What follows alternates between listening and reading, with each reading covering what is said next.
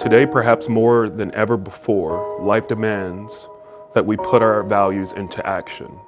Because when you are aspiring for a better world, values matter. Together we support health, together we fight for equity, together we inspire hope.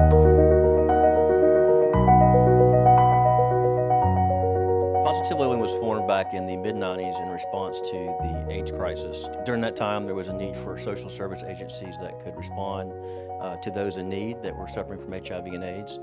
Access to medical care was limited, access to social services was limited, and Positive Living found its niche in providing assistance with food and transportation, housing, and supportive housing.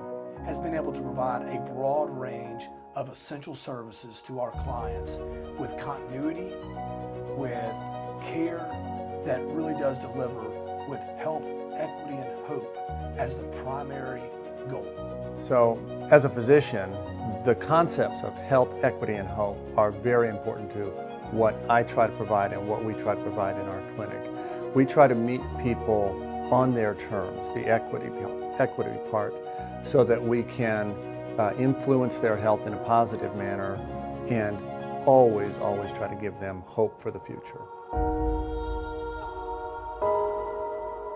I know that it's difficult sometimes to make healthcare a priority, especially when you don't feel like a priority to your healthcare team. And I think that's where we stand out. From viral suppression to culturally competent care, we make our clients' health a priority every day and hopefully instill that in them as well. I'm most proud of helping clients reach viral suppression and seeing their face when they're told that they're virally suppressed. Whenever we find that out, we celebrate as a team and congratulate the client and make sure that they're making other steps in their life and reaching those other goals as well.